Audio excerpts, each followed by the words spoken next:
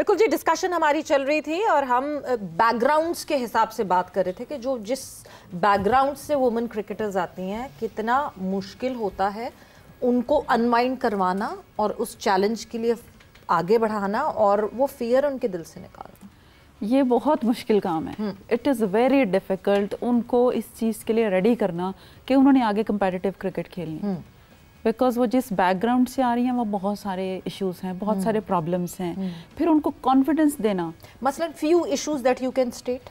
Yes I can, but उसमें सबसे पहले तो ये कि उस जगह से निकल कर बाहर आना। ठीक है। फिर ये कि जैसे ही बच्ची बाहर निकलती है एक्सपेक्टेशंस जो पीछे फैमिली की वो ज़्यादा हो जाती है कि जी अब हमने इसको अगर क्रिकेट खेलने भेजा है तो जल्दी से जो है ना वो इसका इनकम जो है वो आने लग जाएगी। क्योंकि बच्चियों ने 100% मैं कह सकती हूँ कि सब ने अपने घर चलाने होते हैं। ठीक है। क्योंकि क्रिकेट पूरे दिन की गेम है, सारा दिन आपने ग्राउंड में रहना है, गर्मी सर्दी एक्सट्रीम वेदर में आपने खेलना है। तो ये मोस्टली हम्बल बैकग्राउंड की बच्चियाँ हैं और उन्होंने वो टफ एनवायरनमेंट से आती हैं, आकर फिर उन्होंने क्रिकेट खेलनी है और पेरेंट्स को लगता है कि बड़ी जल्दी से जो है ये हमें सपोर्ट करेगी इन टर्म्स ऑफ लाइक उनके मॉनेटरी। यस। तो अब उसके लिए क्या होता है कि बच्ची जब आती है वो क्रिकेट खेलना शुरू करती है तो वो सबसे पहले उसका ये होता है कि मैं जल्दी से किसी तरह पाकिस्तान टीम में चली जाऊँ, क्योंकि इन बिटवीन तो कोई ऐसा कोई चीज़ नहीं है।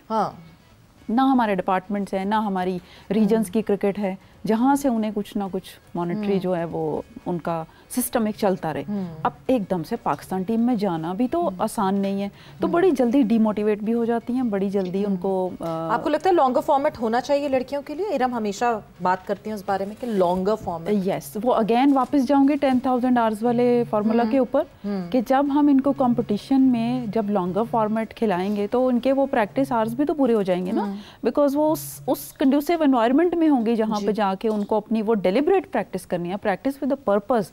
ये नहीं कि आए आके आपने 200 बॉल्स खेली और खेलकर चले गए। There must be some purpose behind that practice. हम लोग मोस्टली, मैंने जो ऑब्जर्व किया है, मैं बहुत ऑब्जर्व करती हूँ चीज़ों को, हम लोग प्रैक्टिस तो कर रहे होते हैं, करवा भी रहे होते हैं इवन पाकिस्तान टीम के अंदर भी, लेकिन उसके पीछे एक पर्पस नहीं होता।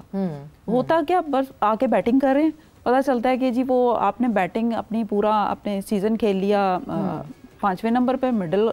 अच्छा, कता कलामी की माजरत, बिकॉज मुझे सामने दिख रहा है third umpire call has been called. LBW की अपील है, एलबीडब्ल्यू की अपील हुई है। ओके।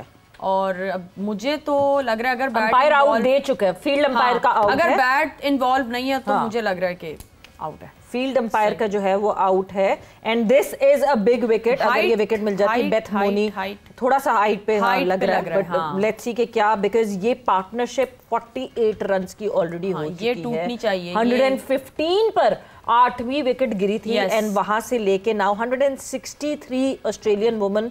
और अगर ये पार्टनरशिप टूट जाती तो शायद the cruising way of Australian women would stop here, but हमें इंतजार करना पड़ेगा कि क्या डिसीजन आता है थर्ड अंपायर की तरफ से, because on field it's pitching outside दो मिसिंग। सो यस जी डॉक्टर, हमारा मेरा आपसे एक और भी सवाल होगा, वो ये है कि अगर आप पाकिस्तानी वुमेन क्रिकेट टीम का हिस्सा होती तो आप प्रेशर हैंडलिंग के लिए कौन सी टेक्निक अपनाती हैं? क्या आपकी स्ट्रेटजी होती? थेरेपी हो या काउंसलिंग हो, क्या होना चाहिए था? देखिए, इसकी बहुत सारी टेक्निक्स हैं जिसमें आप गाइडेड इमेजरी भी करा सकते हैं। विजुअलाइजेशन एक बहुत स्ट्रॉन्ग टेक्निक है जो कि एथलीट्स करते हैं। एथलीट्स का, हर एथलीट का भी इवन पर्सनल साइकोलॉजिस्ट होता है, क्योंकि विजुअलाइजेशन जो है ये एक बहुत आपके कहीं वही मसल मेमोरी वो आपके डेवलप होती है।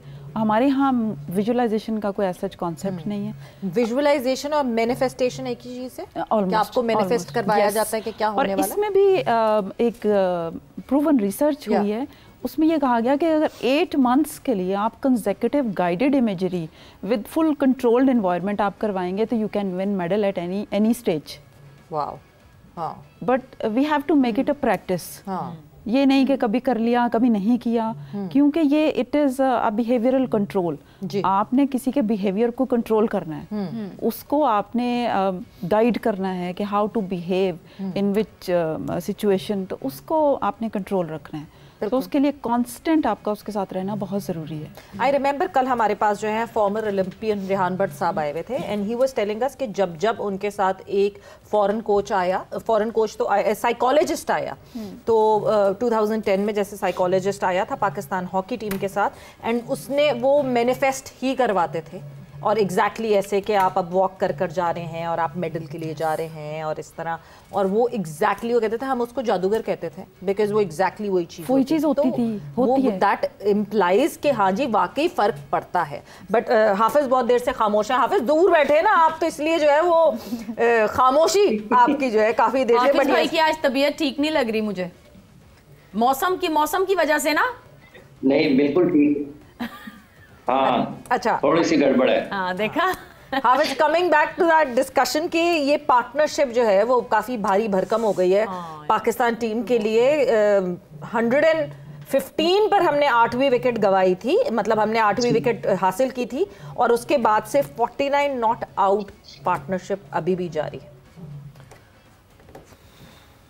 सवेरा ये रन्स जो हुए हैं ना, यही असल में पाकिस्तान ने जो इब्तिदा में विकेटें हासिल की थी, तो अगर 100 से पहले पाकिस्तान ऑस्ट्रेलिया को आउट करता तो एक अच्छा मौका होता, लेकिन ये जो 120-25 से रन्स ऊपर गए हैं ना, ये असल में दबाव पाकिस्तान के ऊपर इनकी वजह से आया है। अभी भी क्योंकि 50 ओवर्स का मैच है, 160 समथिंग अभी हुए हैं और अभी 8वें आउट का जिस तरह की आप बता रही हैं कि उसका फैसला आना बाकी है। नहीं आ गया फैसला, कोई आउट नहीं हुआ, नहीं हुआ आउट, आ गया फैसला, दो विकेट बाकी है ना जी, तो जी जितने भी रन्स जाएंगे पाकिस्तान ऑस्ट्रेलिया की तरफ से पाकिस्तान पर, तो ये दबाव का बढ़ता चला जाएगा।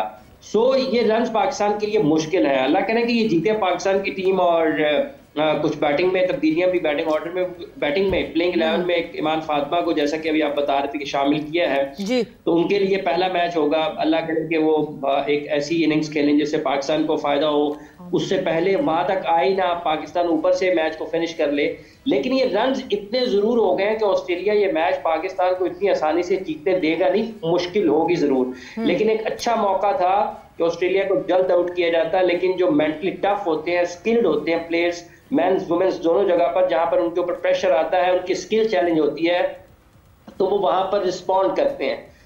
इसी टूर्नामेंट में ये जो वुमेन्स का चल रहा है, इसमें मुख्तलिफ मैचेस में आपको मुख्तलिफ प्लेयर्स अंडर प्रेशर परफॉर्म करते हुए दिखाई दिए हैं और उन्होंने अपनी जाती कारकर्दगी से मैच का नक्शा बदला है। आज के मैच में भी अगर ऑस्ट्रेलिया मैच में वापस आया तो उनकी, जिस तरह अभी इरम भी बता रही हैं कि इनकी एक हार्मोनी, ठीक है, उनके रन्स निकले हैं तो उन्होंने अपनी टीम को सपोर्ट किया है। तो पाकिस्तान की तरफ से भी ऐसी इनिंग्स होनी चाहिए। उनके सीनियर जितने भी बैटर्स हैं, स्पेशली सिद्रा की फॉर्म बड़ी अच्छी थी, पिछले मैच में उन्होंने रन्स किए। पाकिस्तान में साउथ अफ्रीका के खिलाफ रन्स करते हुए गई हैं।